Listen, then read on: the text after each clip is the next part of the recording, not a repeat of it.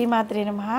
శ్రీ లలితా సహస్రనామంలోని 789వ నామము నిస్త్రైగుణ్య. నిస్త్రైగుణ్య అంటే అర్థం ఏంటి అంటే త్రిగుణరహితమైనది, లేదు అంటే త్రిగుణములు తనకి అంటనిది అని అర్థము. అమ్మవారు ఈ త్రిగుణముల యొక్క సమిష్టి స్వరూపమైనప్పటికీ ఆ త్రిగుణములు తనకి అంటవన్నమాట. జగన్మాత ఈ సమస్త సృష్టిని త్రిగుణాత్మకంగా నిర్మించింది. కానీ ఆ తల్లి మాత్రము ఈ త్రిగుణాలేవి తనకి అంటకుండా తనకి అంటకుండా ఉన్నటువంటి స్వరూపం కలిగినదన్నమాట.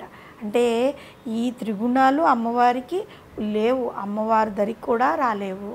పరమాత్మ తనకు తాను ఈ త్రిగుణములైన సత్వ రజ తమో గుణాలకు అతీతంగా ఉంటూ తన భక్తులను కూడా సాధ్యమైనంత వరకు వాటికి అతీతులుగా ఉంచుతూ ఉంటాడు. ఈ విషయాన్ని శ్రీకృష్ణ పరమాత్మ భగవద్గీతలో 2వ అధ్యాయమైన సాంఖ్యయోగంలోని 45వ శ్లోకంలో వివరించారు. అర్జున, వేదములు సత్వ రజో తమో గుణముల కార్యరూపములైన సమస్త భోగముల గూర్చియు వాటిని పొందటానికి చేయవలసిన సాధనాలని గూర్చి ప్రతిపాదిస్తాయి. నీవు ఆ భోగముల ఎడలను వాటి సాధనములందును ఆసక్తిని త్యజించుము. హర్ష శోకాది ద్వంద్వాతీతుడు కమ్ము, నిత్యుడైన పరమాత్మ ఎందే స్థితుడు అవు అని నీ యొక్క యోగక్షేముల కొరకే ఆరాటపడవద్దు. అంతఃకరణమును వశమునందుంచుకొనుము. భౌతిక శక్తి తన 3 గుణములచే దివ్యమైన జీవాత్మను శారీరక భావనలో బంధించి వేస్తుంది. ఈ 3 ప్రకృతి గుణములు ఏమిటంటే సత్వగుణము, రజోగుణము, తమోగుణము. లెక్కలేనన్ని గత జీవితాల నుండి వస్తున్న తమ పూర్వజన్మ సంస్కారాల వలన ప్రతి వ్యక్తిలో ఈ గుణాలు వేరువేరు పాళల్లో ఉంటూ ఉంటాయి. ఒక ప్రక్కన త్రిగుణములకు అతీతంగా ఉండమని భగవంతుడు శ్రీకృష్ణుడు ప్రతిపాదిస్తూ ఉంటే, మరి వేదాలు ఆ త్రిగుణాత్మకములైన వేదములు యజ్ఞయాగముల గురించి ఎందుకు ప్రతిపాదిస్తున్నాయి? ఒక చిన్న ఉదాహరణ తీసుకుందాం. ఒక వ్యక్తి ఒక మధుర పదార్థాన్ని కొన్నిసార్లు రుచి చూచిన తర్వాత మాత్రమే దాని పట్ల కొంచెం విరక్తి చెందుతూ ఉండడం జరుగుతుంది. కానీ రుచి చూడనంత వరకు కూడా అతడు దాన్ని తినాలి అనే దానివైపు ఆకర్షితుడవుతూ ఉంటాడు కదా. అదేవిధంగా వేదాలు మొట్టమొదటిగా పూర్తిగా ఈ ప్రాపంచక విషయాల నుండి జీవులను దారి మళ్లించడానికి త్రిగుణాత్మకములైనా కూడా యజ్ఞములు, హోమాలు మొదలైన కర్మకాండాలను ప్రతిపాదిస్తాయి.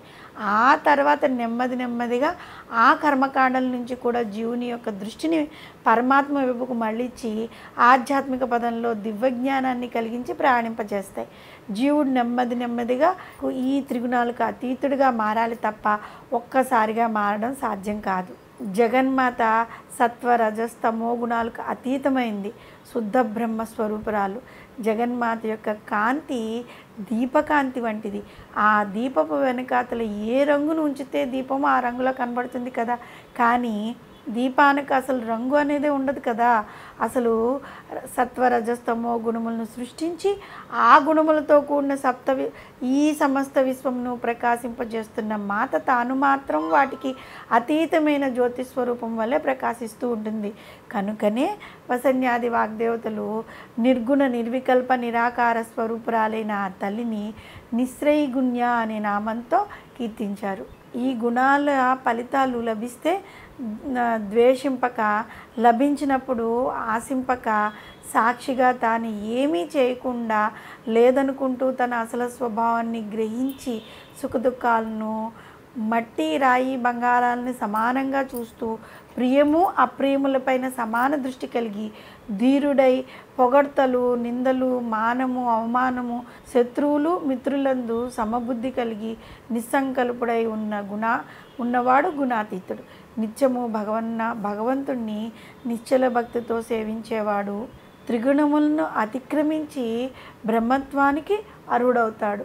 జగన్మాత మోక్ష ధర్మాలకు, సచ్చిదానందానికి, నిరాకార బ్రహ్మానికి తానే మూలమై నిస్త్రైగుణ్య అనే నామంతో కీర్తింపబడుతూ ఉంది.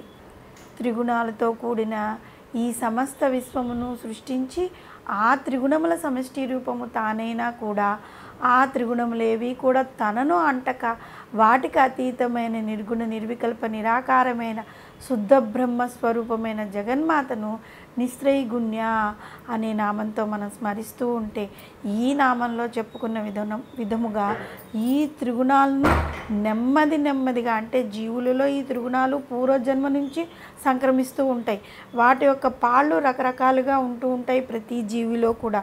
వాటిని మనం మెల్లిమెల్లిగా నిర్మూలించుకుంటూ వెళ్ళి ముందు తమో గుణాన్ని వదిలేయాలి, తర్వాత రజోగుణాన్ని, తర్వాత మెల్లిమెల్లిగా సత్వగుణాన్ని కూడా వదిలేసి అమ్మవారిలో లీనమవడానికి, అంటే అమ్మవారి యొక్క భక్తిలో మునిగిపోవడానికి మనము ప్రయత్నం చేయాలి.